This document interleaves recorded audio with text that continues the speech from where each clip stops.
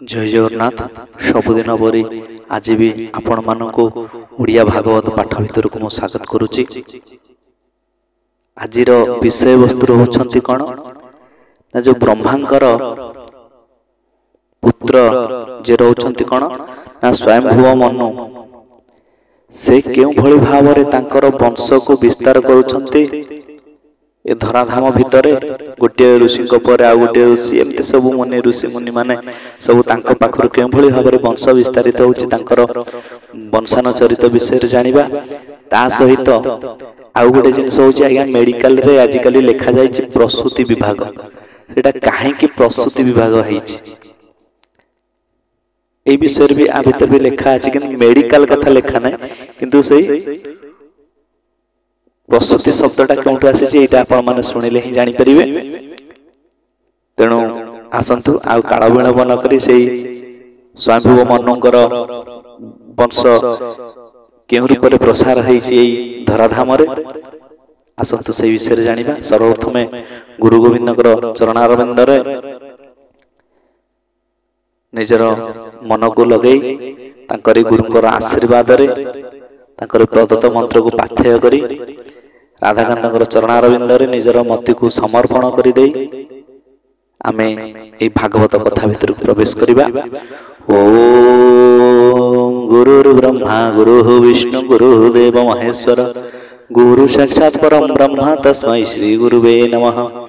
हे कृष्ण करुणा सिंधु दीनबंधु जगत्पते गोपेश गोपिका कांत राधा कांत नमोस्तुते। तप्त कांचन गौरांगी राधे वृंदावनेश्वरी वृषभानुसुते देवी प्रणमामि हरि प्रिये। जा देवी सर्वभूतेषु मातृरूपेण संस्थिता नमस्तस्यै नमस्तस्यै नमस्तस्यै नमो नमः। ओम नमो भगवते वासुदेवाय ओम नमो भगवते वासुदेवाय ओम नमो भगवते वासुदेवाय। ओम नारायणं नमस्कृत्यं नरं चैव नरोत्तमं देवीं सरस्वतीं व्यासं ततो जयमुदीरयेत्। मूकं करोति वाचालं पङ्गुं लङ्घयति गिरिं यत्कृपातमहं वन्दे परमानन्दमाधवम्। निगमकल्पतरोर्गलितं फलं सुखमुखादमृतद्रवसंयुक्तं पिबत भागवतं रसमालयं मुहुरहो रसिका भुवि भावुका। तेणु आमे गोटे रसिक होई भगवान कथा को जदि आमे रसास्वादन करिबा ताला आमे भागवत को भल भाव जानि परिबा। काहे कि ना ए जगह देखिबे भागवत पढ़िले आ भितर ता कथा गोटे सीरियल थाए जेमति गोटे सीरियल थाए जन्म रु मृत्यु गोटे सीरियल चले भागवत भीतर सीरियल नै। काहे कि ना जेतोळे परीक्षित महाराज सुखदेव को जोटी जहाँ पचार से कथाटा को आरंभ कर देइछन्ति। तो ये भीतर दे आमे जिबा 21 अध्याय तृतीय स्कंदर विद्रोवाच। ब्रह्मार जाततन जे पूर्वे स्वयं भुव मनु ताहार वंश ए जगते के रूपे प्रसरिला जेते स्वयं भुवर दुई पुत्र उत्तान पाद प्रिय व्रत तेजे प्रचंड से विराजे ए सप्तद्वीप मोहि पुंजे तार दुहिता अनुपम ताहार देवहूति नाम कधर्म तार निजपति तिनि भुवने देवहूति सेवा करई अनुव्रते जे धर्मपति व्रता मते स्वामी स्वभाव षडभागे ताहार पुत्र जेते गर्भे जन्मिले कहम अग्रते भूमुनि दया जे बेचिते से महाजति मुनिवर आकुति संगते विहार ସେ ମହାଜତେ ମୁନିବର ଆକୃତି ସଙ୍ଗତେ ବିହାର। ଦକ୍ଷ ଯେ ବ୍ରହ୍ମା ପୁତ୍ର ଥିଲେ ପ୍ରସୂତି କନ୍ୟା ବିଭା ଦେଲେ। ସେ ବ୍ରହ୍ମସୂତ ଋଷିବର ଯୋଗ ସାଧନେ ନିର୍ବିକାର। ମନ ଦୁହିତା ପତି ପାଇ କେବେ ସଙ୍ଗ ନ ଛାଡ଼ଇ। ମୈତ୍ରବାଚ କର୍ଦ୍ଦମ ରାଇ ବେଦବର ବୋଇଲେ ତୁହ ସୃଷ୍ଟିକର ବ୍ରହ୍ମାଙ୍କ ଆଜ୍ଞା ଘେନି ଶିରେ। ମିଳିଲା ସରସ୍ୱତୀ ତୀରେ ଘୋର ତବରେ ନିମଜ୍ଜିଲା। ଶୁଣ ହୋ ଯେତେ ତପ କଲା ଦେବଙ୍କ ଉତ୍ତବର ସେ। ବସିଲା ଆତ୍ମାର ବିଶ୍ୱାସେ ତପ ସମାଧି କ୍ରୀଡ଼ା ଯୋଗେ ନିଶ୍ଚଳ ଭକ୍ତି ଅନୁରାଗେ। ତାର ସମୀପେ ଋଷିକେଶ ତକ୍ଷଣ ହୋଇଲେ ପ୍ରକାଶ। ଶୁକ୍ଳ ଶରୀର ଶୂନ୍ୟ ମାର୍ଗେ ଯେ ରୂପେ ହୋଇ ସତ୍ୟ ଯୁଗେ ଶବଦ ବ୍ରହ୍ମ ରୂପ ଧରି। ତେଜେ ଆଦିତ୍ୟ ନୁହେଁ ସରି ଲୋଚନ ପୁଣ୍ଡରିକ ଦଳ। ସୁନ୍ଦର ଅଳକା କପଳ ବିରାଜେ ବସ୍ତ୍ର ପରିଧାନ। ସ୍ନିଗ୍ଧ ମୁଣ୍ଡ ଯେ ଶୋଭାବନ କରିଟ କୁଣ୍ଡଳ ବିରାଜେ। ଶଙ୍ଖ କମଳ ଗଦା ସାଜେ ଚକ୍ର ବିରାଜେ ଦକ୍ଷ କରେ ତେଜିଣ ଦଶ ଦିଗ ପୁରେ। ସ୍ମିତ ଧର ରଙ୍ଗ ବେନି ବିରାଜେ ନିଜ ତେଜ ଘେନି। ସୁନ୍ଦର ହାସ ମନ ମୋହେ କୋଟି କନ୍ଦର୍ପ ରୂପ ସୋଏ। ଗରୁଡ଼ କନ୍ଦେ ଆରୋହଣ ମୂଲ୍ୟ ରତ୍ନ ବିଭୀଷଣ।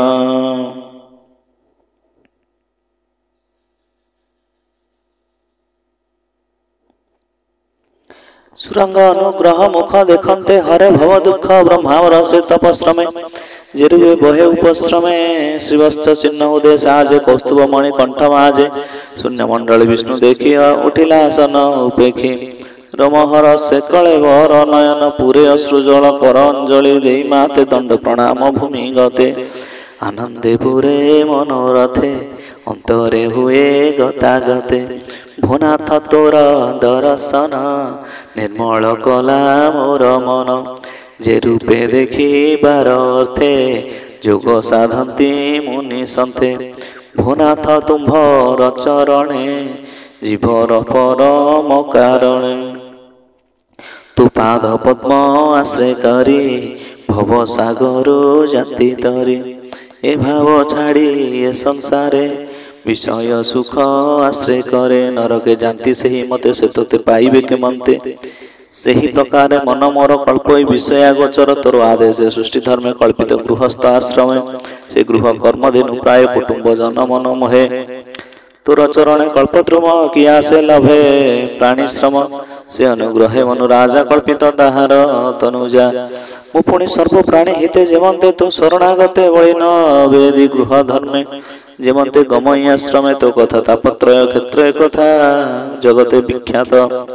ତୋ ରୂପ ଗୁଣ ଅବତାର ନିର୍ମଳ ବହେ ସୁଧାଧାର। ତୋତେ ଲୋଭିତ ଯାର ଚିତ୍ତ ସେ ନୁହେଁ କାଳଗ୍ରସ୍ତେ ଗ୍ରସ୍ତ। ତୁ ଏକ ରୂପୀ କ୍ଷୀଣ ଦେହ ଯୋଗ ମୋହିନୀ ଘରମୟ। କରଇ ସୃଷ୍ଟି ସ୍ଥିତି ଅନ୍ତେ ଯେ ତୋର ଆଜ୍ଞା ଘେନି ଖ୍ୟାତେ। ଭନାଥ ତୋହର ମହିମା କେ କହିପାରେ ଗୁଣ ସୀମା। ଏମନ୍ତେ ମୁନି ବାକ୍ୟ ଶୁଣି ଗରୁଡ଼ କନ୍ଧେ ଚକ୍ରପାଣି। ଜ୍ୟୋତି ସ୍ୱରୂପ ଶୂନ୍ୟେ ଥାଇ କହନ୍ତି ମୁନି ମୁଖ ଚାହିଁ। ଶ୍ରୀ ଭଗବାନ ଉବାଚ ଶୁଣ ହୋ ପ୍ରଜାପତି ସୁତ ମୁହିଁ ଜାଣଇ ତୋର ଚେତ। ତୁ ଯେଣୁ ପୂଜି ମୋ ଚରଣ କଳ୍ପିଲୁ ସୃଷ୍ଟିର କାରଣ।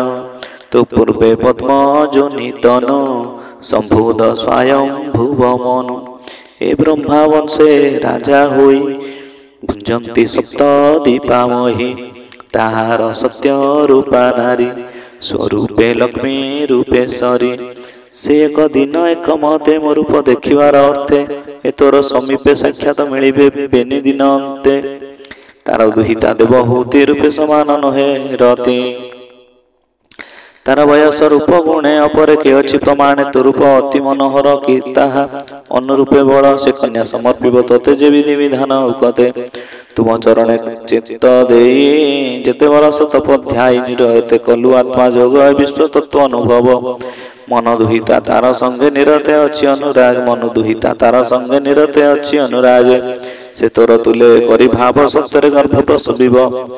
ତୋର ସଙ୍ଗତେ ତାର ବୀର୍ଯ୍ୟ ଯେව ପ୍ରତ୍ୟକ୍ଷ ଉପୂଜେ। ରୂପେ କି ଦେବା ଅନୁପମ ହୋଇ ମୋ ଅନୁଗତ ନାମ। ତୁଜେ ମୋହର ଭାବ ଧରି ଆତ୍ମାଇତର ପ୍ରାୟ ପ୍ରିୟ କରି। ଅଶେଷ ଭୂତେ ତୋର ଦୟା ତୋତେ ନ ଲାଗେ ବିଷ୍ଣୁ ମାୟା। ଆତ୍ମାର ଜଗତେ ଆବରି ତୁଜେ ମୋହର ଭାବ ଭରି ତପ ସାଧିଲୁ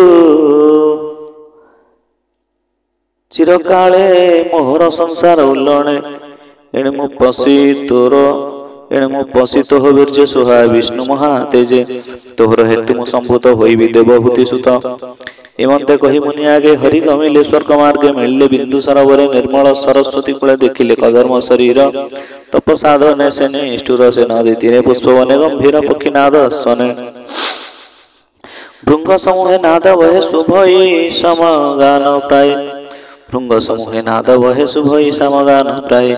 ଏମନ୍ତେ ଶୁଣ ହୋ ବିଦୁର ମନୁଜେ ବ୍ରହ୍ମାଙ୍ଗ କୁମର ସୁବର୍ଣ୍ଣ ଆଚ୍ଛାଦିତ ରଥେ ଆରୋହୀ ପାରିଷଦ ଯେତେ ମଧ୍ୟ ବସାଇ ଦେବ ହଉତି ବିଦୁର ମୁନେ କଲା ଭ୍ରାନ୍ତି। ଏମନ୍ତେ ବିଦୁରର କୋଳେ ବିଷ୍ଣୁ ମିଳିଲେ ଋଷି ମିଳେ ଦେଖି ତାଙ୍କ ଭକ୍ତି ଭାବ ତନୁ ପୁଲକେ ପଦ୍ମନାଭ ସ୍ୱୟ ଭକ୍ତ ଜନ ବନ୍ଧୁ ନୟନ ଜଳ ବିନ୍ଦୁ ପଡ଼ିଲା ସରସ୍ୱତୀ ତୀର ତେଣୁ ବୋଇଲେ ବିନ୍ଦୁ ସର ପୁଣ୍ୟ ପବିତ୍ର ଶୁଦ୍ଧ ଜଳ ସହାୟ ନିର୍ମଳ ଶୀତଳ ସେ ଜଳ ବିଷ୍ଣୁର ଚରଣେ ସେବା କରନ୍ତି ମୁନି ଗଣେ ପୁଣ୍ୟ ପବିତ୍ର ବୃକ୍ଷ ଡାଳେ ନାଦ କରନ୍ତି ପକ୍ଷୀ ମେଳେ କ୍ରୀଡ଼ନ୍ତି ନାନା ବନ ଜୀବେ ଗଭୀର ଶୁଭେ ରଙ୍ଗ ଭାବେ ସକଳ ଋତୁ ଫଳ ଜହି ପୁଷ୍ପ ବଲ୍ଲଭ ବିରାଜଇ ଶତମୟୂର ଯୁଥ ଯୁଥ କୋକିଳ ଭାବ ସୁଲଳିତ କଦମ୍ବ ଚମ୍ପକ ଅଶୋକ ନାଗେଶ୍ୱର ଯେ କୁରୁଭଗ କରଞ୍ଚ ବସନ ଆସନ କୁନ୍ଦ ମନ୍ଦାର ଚୁତବନ ସାରସ ଚକ୍ରବାକ ବାଣୀ ଅତି ଗମ୍ଭୀର ପରିମାଣୀ ଗୈଳ ସଲଭ କୁଞ୍ଜର କୁରଙ୍ଗ ହରିଣ ଶୁକର ବାନର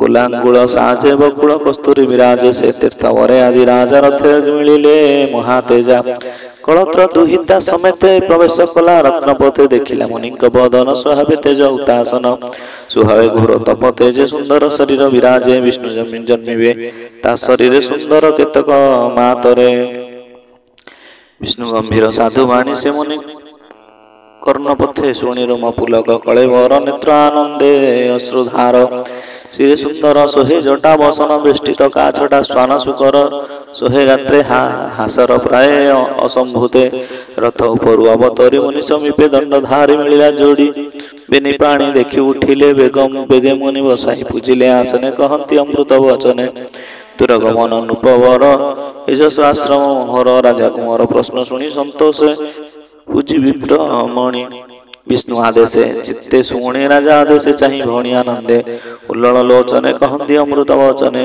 तुम्भ भ्रमण ए जगते साधुजन रक्षण अर्थे असाधुजन विनाशने निश्चल स्थाप धर्मर स्थापने ए दुष्ट दिगपाल तेज एणु क्षत्रिय अष्टभुज दिगपालंक तेज धरे असाधुजन सर्व अथा असाधुजन गर्भ हरे घोर गोवर्धन अन्य भावे उदंड स्वर्गे महत गर्भे बेष्टित चतु रंग बल तु भ्रमव निमंडल सुजन प्राय तेज धरी गिरी कानने ब्रह्मचारी शत्रु विनाश अवधान राजार धर्म ए समान यह न करी जेबे घरे सुखे शयन निद्रा करे तेबे आनंद रिपु बल नासंती अवनी मंडल तथा विष्णु हो राजन जे आदि तुम्भ आगमन तुम्भर प्रिय भाव बहिश्रुत भावे बचार मंत कही राजा आगे कर्दम रही स्तंभी भावे कृष्णर वचन सुमरे अधिक प्रिय भाव करी से मुनि चरण पंकज ब्राह्मण जगन्नाथ वजयति श्रीमद्भागवते महापुराणे परमहंस संहितायां तृतीय स्कंदे कर्दम मुनि शिष्य संवादे नाम एकविंशोऽध्यायः भीमस्याविरणभंग मुनिरभिमति भ्रमजति शुद्धंग शुद्धं वा मम दोष न विद्यते जय जय श्री राधे श्याम निताय गौर हरि बोल हरि बोल हरि बोल।